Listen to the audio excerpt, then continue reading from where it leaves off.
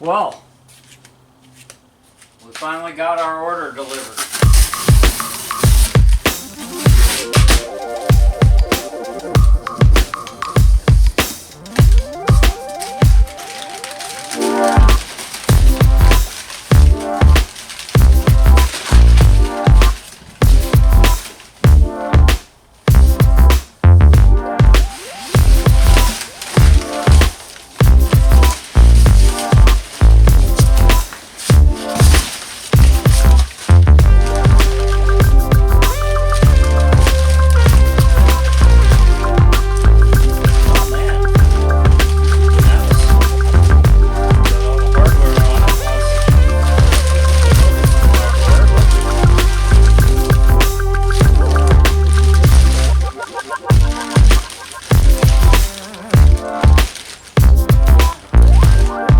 Hey, here out in the garage with EZGZ.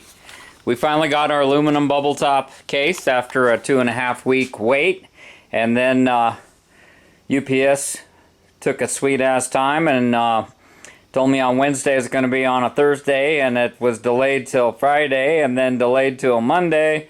And then when I finally got it on 7 p.m. on a Monday night, I took a peek and my order was not correct. So I didn't want to just immediately, my heads weren't cut to size. I bought a couple of heads with this. This is going to be a 2110 build. I'm using an 82 crank. We're going to get right into it here. Here's our lovely little piece of artwork here. It was very complete. It has all the nuts and bolts and studs pre-installed. You've even got the 6mm studs down here below. And let's take a look at this is an early 1970 dual relief case.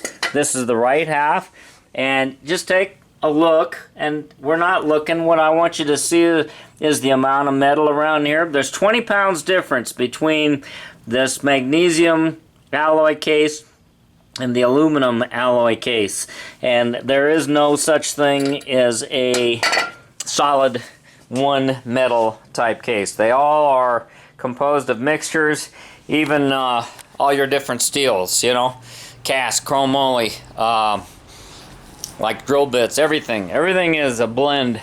So you take a look at the lifter bores, you look at some of the bracing, the thickness of it, and then you come over here and look down this one. You can see there's just a lot more meat in here, and it's just thicker and heavier. It's it's filled behind number 3. I mean, when you grab this case, it's definitely physically heavier. There's no doubt about it. You've got sort of a, this is a sand cast aluminum case, and you have like a sandy cast material finish throughout the whole thing. This case, when you machine it, it requires a lubricant. A lot of people get hung up on, think, yeah, they made the magnesium cases only because they could machine them cold, they didn't have to use lubricant. Oh, that's baloney too. It may in fact be true, but it's not the sole reason. Weight is critical. 20 pounds is huge. Talk to a race car driver and you know, ask him if he could, you know, take away 20 pounds. It's the first 20 pounds is pretty easy to get rid of, but the faster you go, the more horsepower you make, the more expensive it gets. This is an Autolina case. The heads were Autolina. I believe they're cast in Brazil. This is manufactured. They put a little emblem in here for CB Performance. This is who I ordered it for. The reason I ordered this case for people just dropping in was because I had bought this AS41 case in the 90s, had a 2110, made it high compression. I used 5.325 rods, so I wouldn't have to use any shims under the barrels. I had 55 cc heads, and they gave me about 9.5 or 9.6 to 1 compression.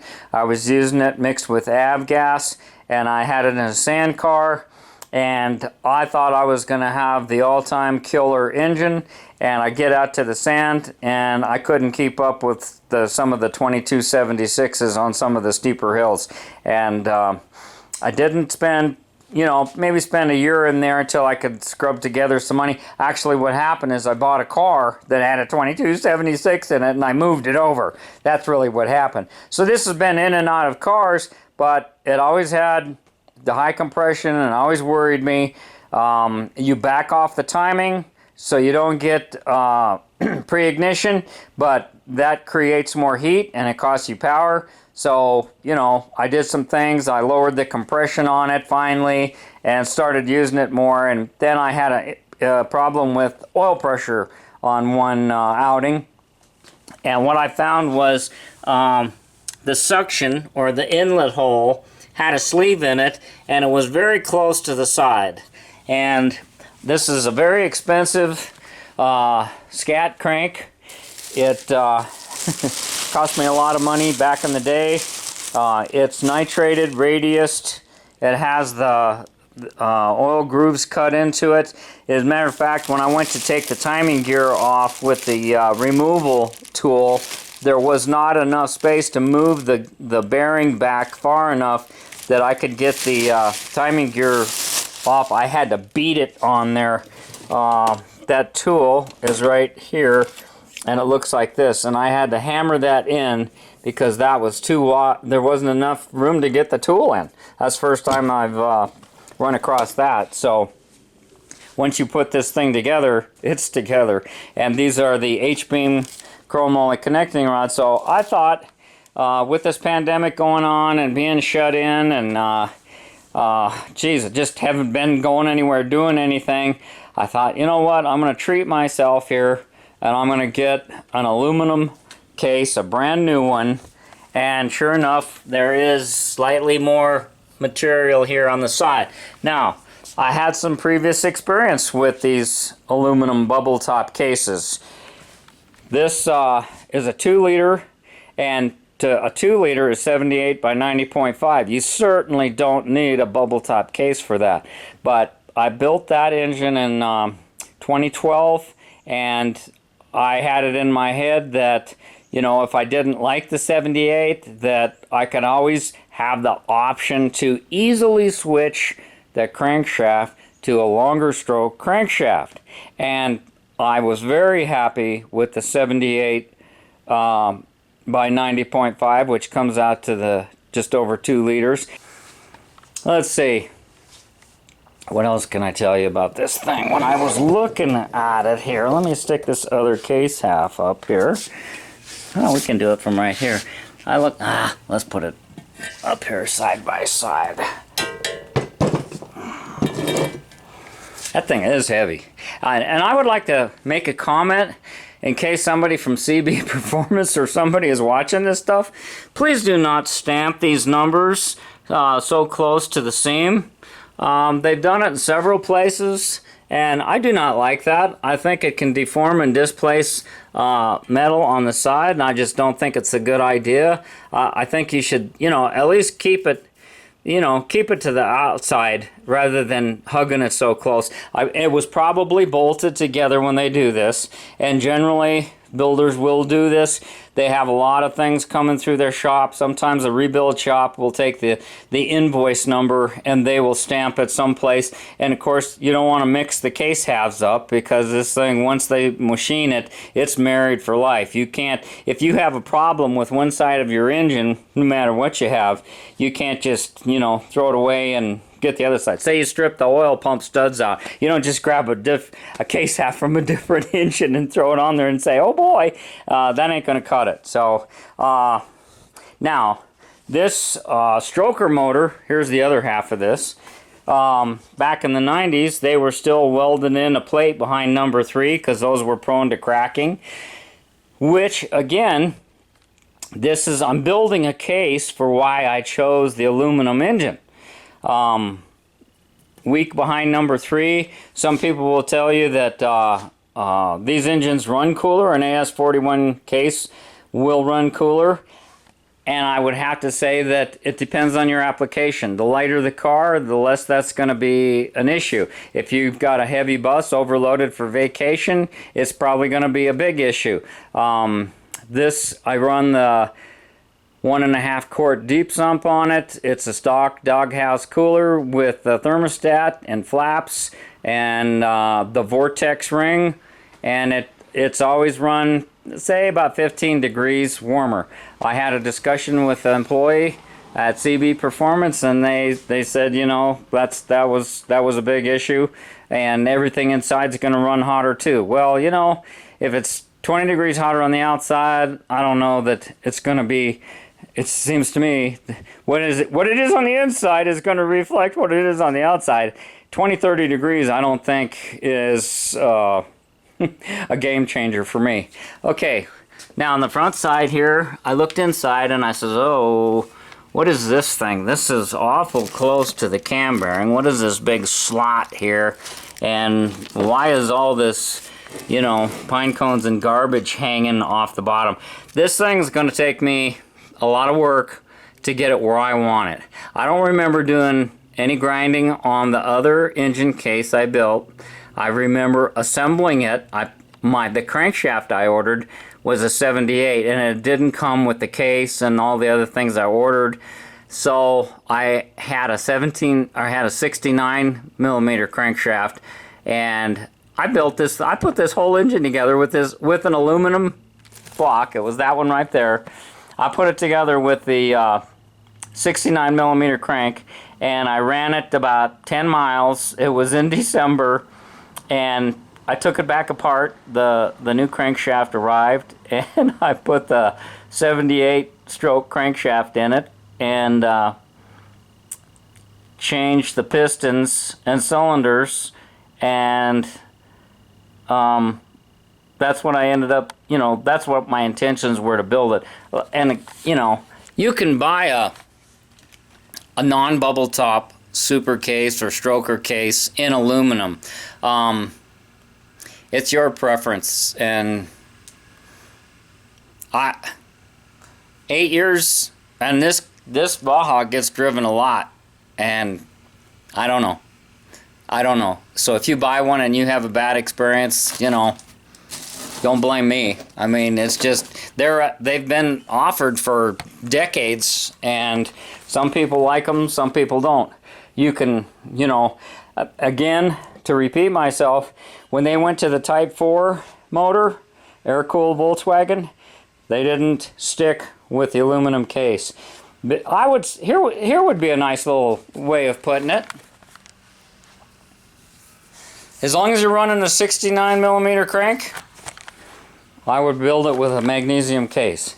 When you go to start building them with stroker cranks, then I would step up and get the aluminum case, just because I think they're tougher. Look at the top fuel dragsters. What are they running now? Billet aluminum cases. This is sand cast aluminum. It's not even the same animal, but you know, it transfers heat, and it is tougher than the magnesium. It's harder. I've never heard of somebody venting a connecting rod out the side of one of these things.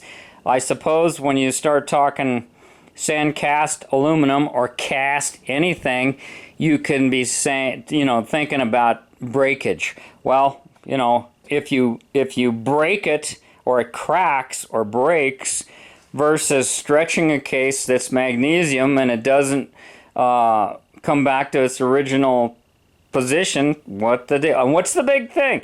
What is the main thing that every time you rebuild one of these cases, what is it that most people have to do? They have to line bore the case. I've never heard of people line boring the Type 4 motors. Personally, that's my personal thing. I haven't heard of that.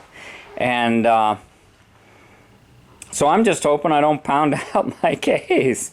and it's already clearanced, and it's already got a little bit higher dome, so they don't have to remove as much metal out of it. So I don't know. You guys do what you want to do. This is also shuffle pinned. I was going to look. Yep, it still has the stock shuffle pins. A stock engine block has got these 2 shuffle pins. There's one here, and the other one is down here. So in addition to that, now with this new case, you no longer run these O-ring seals on the mains because it's got the shuffle pins in there. There's no place for those. And this keeps your case from moving around. They call that fretting, and you'll see little scuff marks on a case.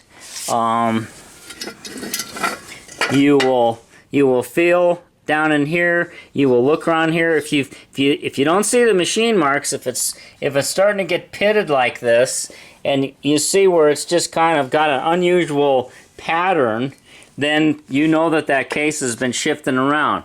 This case looks great. It's my mid-90s case. Now the only thing on this is that suction hole on the oil pump, and this is a perfectly good case which will probably stay in service for something. I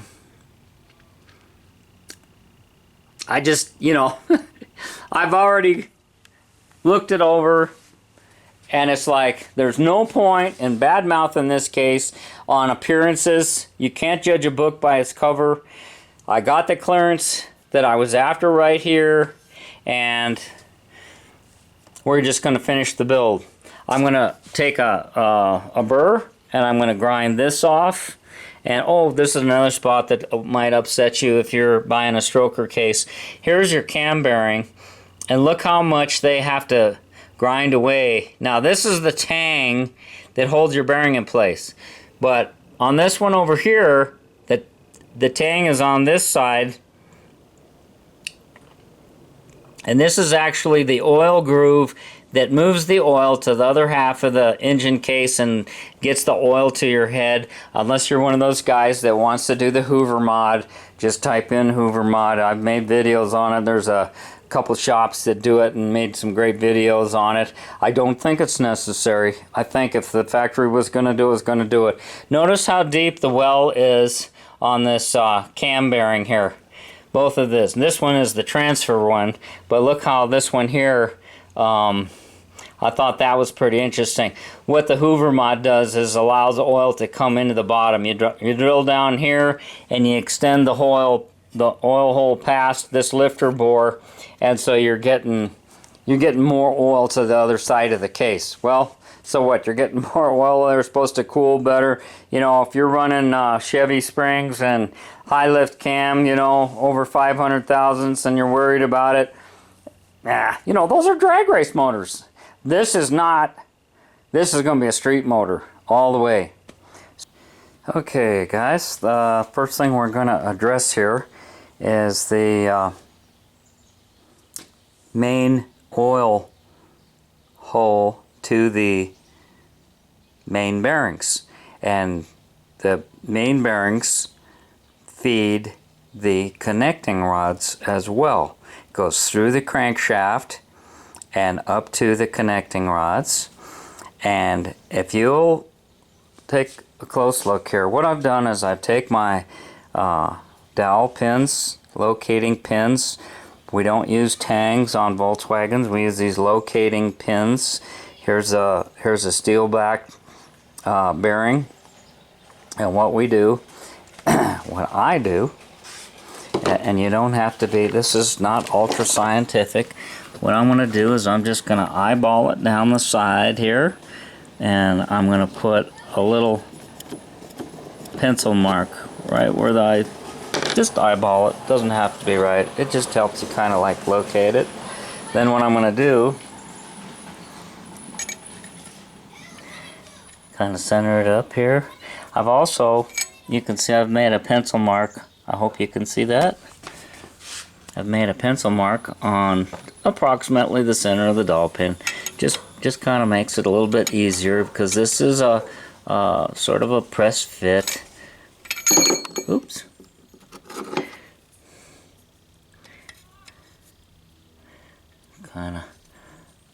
It is a tight fit, and you want that. It's supposed to be.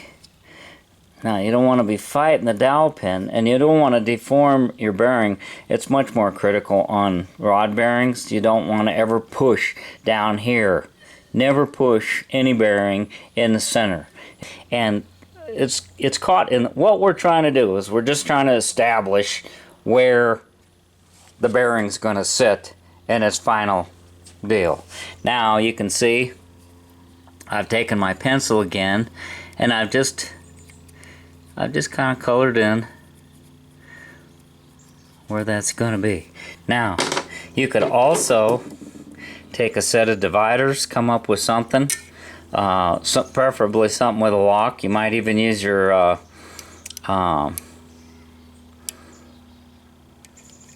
sometimes when I get focused, I just stop talking.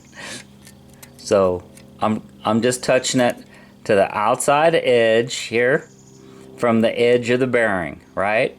The edge of the case. Same thing. This is not rocket science. It doesn't matter if you're off just a skosh.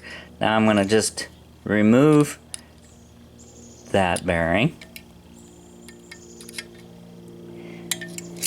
You can see the hole where it actually goes into the bearing shell, the bearing surface there. See, isn't that cool? Everything is just so well thought out, and see, you can't, it only goes one way for the most part, and this bearing is interchangeable with this bearing. As a matter of fact, Berg used to have a deal where he would set it up for the Porsche main bearing, the 411 main bearing, and typically this one is a full circle bearing like that one. I just took it's the other half, the one we just had here, the other half of it I had here so that I could mark my bearings. And then what I'm going to do is I'm just going to go, now I want you to look, just eyeballing it, just eyeballing this. Hopefully the camera's accurately. Now you can see that this is the oil feed hole, the supply to the main bearing. And you can see my pencil mark. It's like, what, 3/4 exposed, but it's not just quite perfect. Let's establish something right here. There's no directions that come with any of these engine cases. You don't get a direction sheet tells you anything. You've got books and manuals, and I really highly recommend, don't just be asking questions on the internet and watching somebody build a motor and then just going after it yourself. Get the book. And the Bentley books are more expensive, but I think they have a better coverage. There's a few good books out there, don't get me wrong. It's everything you say. This is the EZGZ channel, and I show you the easy way. What's easy way and established for me. A lot of guys will just take the back of this bearing. This is the oil groove right here that goes along the back of the bearing.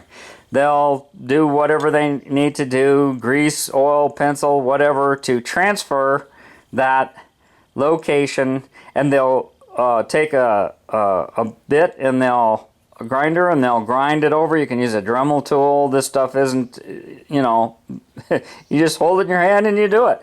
I prefer not to do that way. You're putting all of the past, present stuff on this. I had to do this on this engine case that's in my Baja, and that was back in 2012. And I was aware of it, and I bought the case from CB then, and nothing's changed. So it is what it is. So from the outside edge, where we just measured it with this divider, let's go to the outside edge and see how far we have to move that, what we're actually gaining. Nothing. Nothing. See? Can you see that down there? I'm going to put it like in the hole. You're not going to starve your bearings if you don't do this. Now, let's make sure it's the same on this one. Now, this one's a little trickier because this is your thrust bearing, and I'm going to go from this edge of the case And I know that those edges are the same all the way around because the tool that they cut it with, it goes around, and it's not going to be where you got more off on one side than the other. This is a used bearing. This is a 20-year-old bearing. See how tight I had to pull on that? This is the bearing, I believe. No, it isn't. This is a brand new one. I lied. Not on purpose, but this was the brand new bearing. And I did the same thing. Pencil mark, hole, blah, blah, blah. And this is the one, number 1 bearing. Okay, now we got something here. Okay. It's not even off. It's nothing.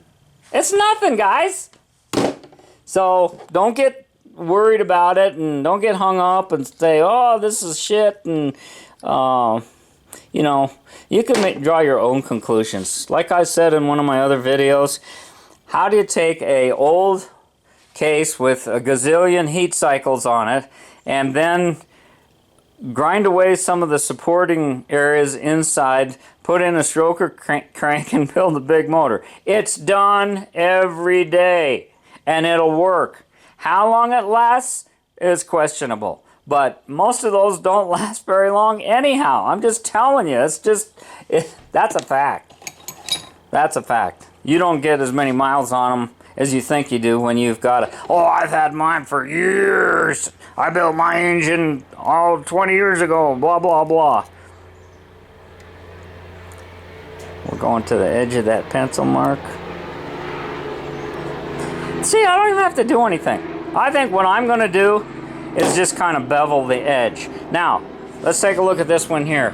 This one is bearing number 4, and it sits in here. It's a little bit different setup. It's a full circle bearing. I've made my pencil mark. I've looked at it. Now, what I did on this one is I just took my tool and I made sure, look how small the hole is, okay? How small is that hole that's feeding that oil galley? Look how big the hole is on this side. And look what it's going into. You don't have to do nothing. This thing's ready to build. This thing's ready to put together. And some things that might scare you. Look at this. When you have the stroker crank, it's no different on the aluminum one. Look how close. This groove here, this square groove right in here, that's your oil supply. Right there. That's your oil supply.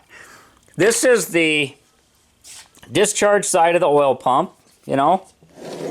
Man, these cases are heavier.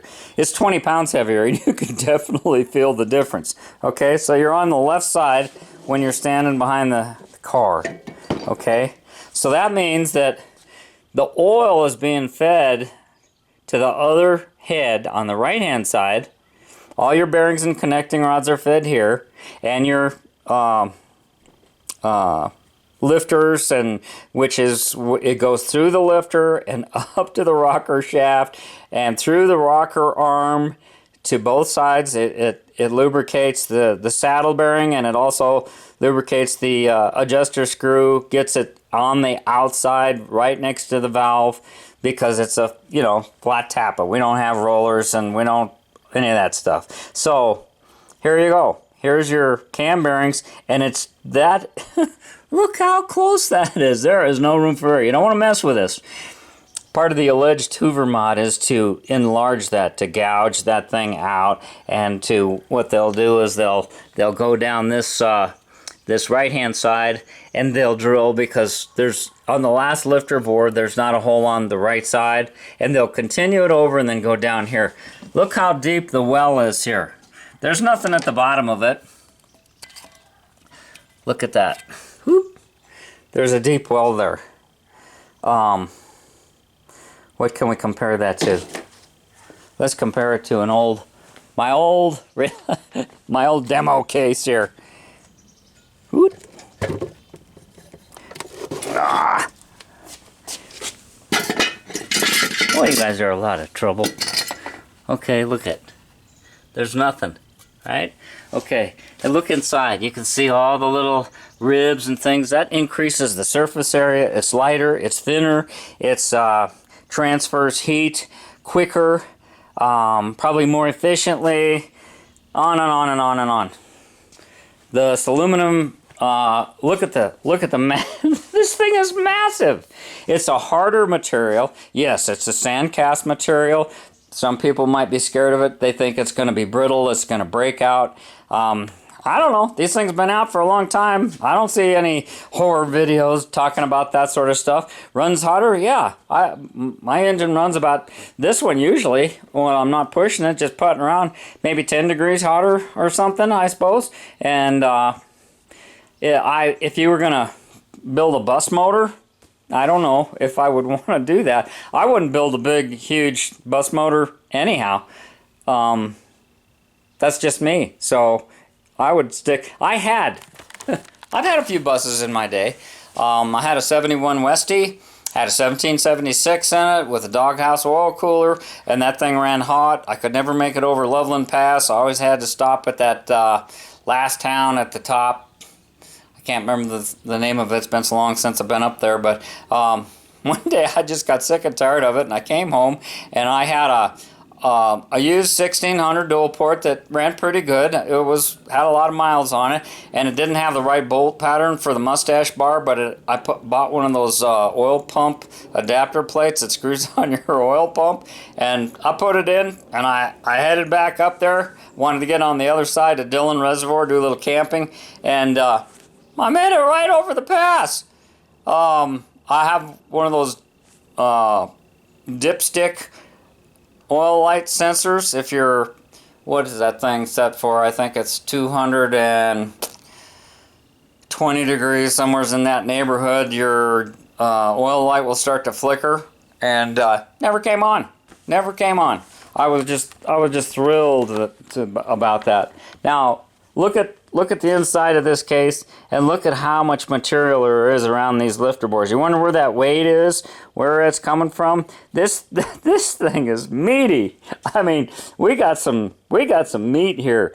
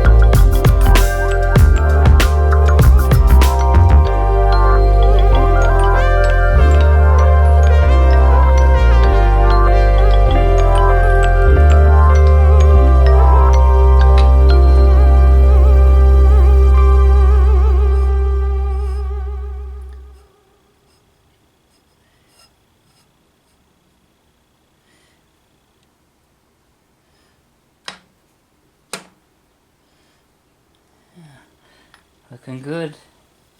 Looking good.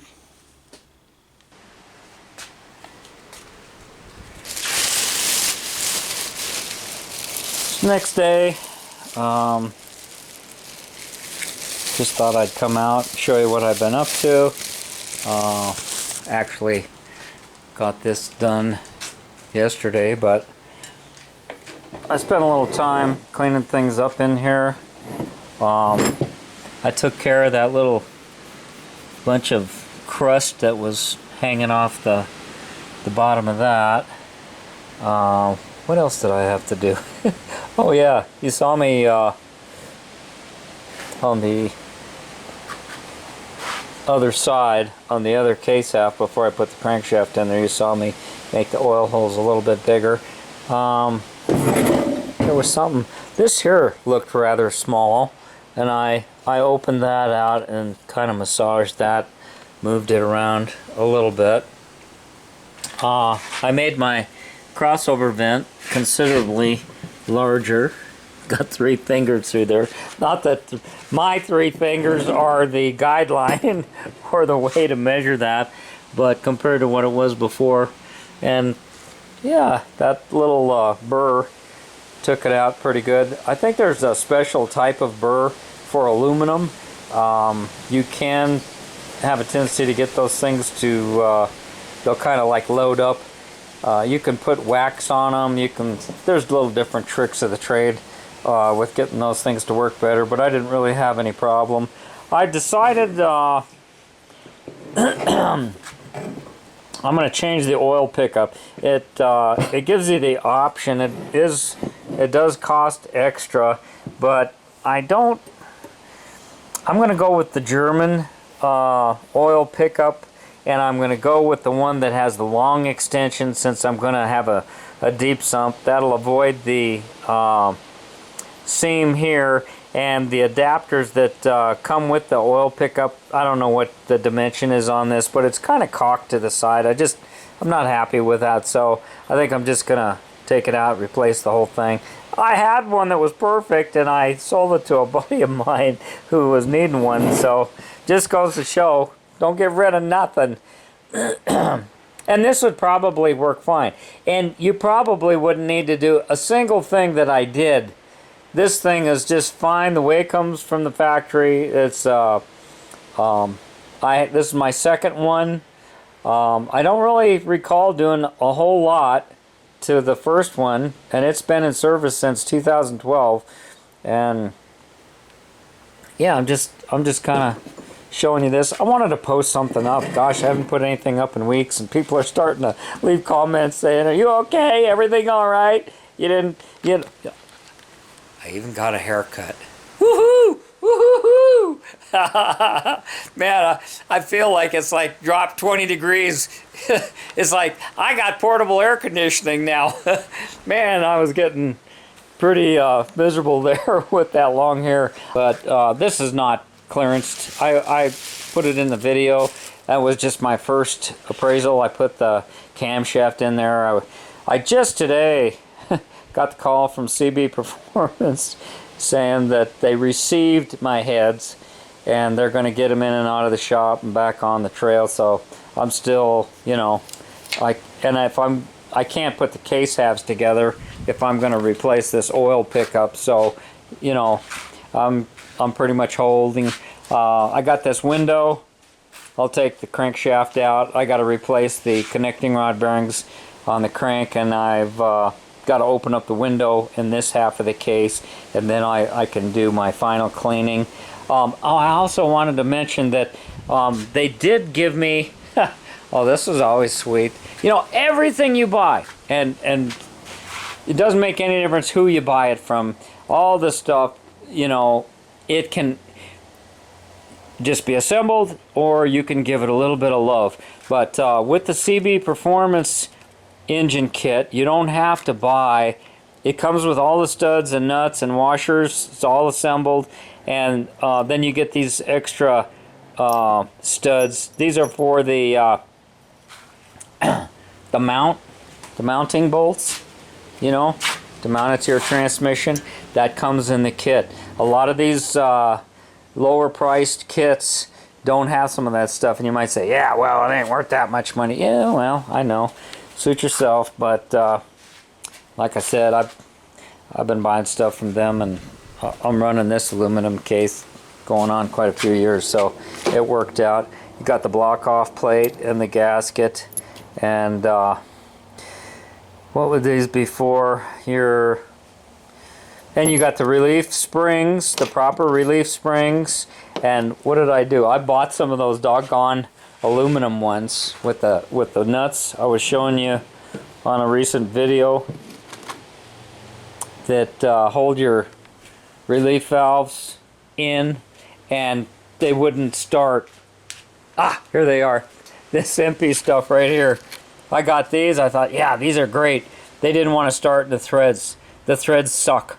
And so the steel ones that CB sent me in the package, they were made out of steel instead of aluminum like these, and they screwed right in. It matched. So you know, you're always taking a chance, and I probably could have just kind of forced them in, and they probably would have kind of fit in there. But you know how these things leak all the time anyhow. And this is a nice, look at that. That's a nice steel thread, and it just screws in so nice. It's just that, and if you work around these things long enough, that's such a shallow cut. You don't have to prove how strong you are with these things. And if they're leaking, they're leaking. Take it out. It's got a crush washer that goes underneath there.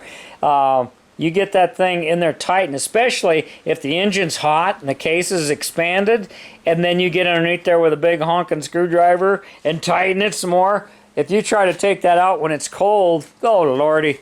And I don't know, things like that, I don't put threads on. To me, this has been sitting here for a week. Yeah, it leaks. And it's something I want to remember to do. Boy, this video is getting too long. It looks like these are pretty tight, but I think to solve our problems, putting some sealer on this stud that goes into this case. All right, hope you guys are having a good day. Now, thanks for watching. Thanks for subbing. EZGZ out. Wish it would just rain and wet my grass.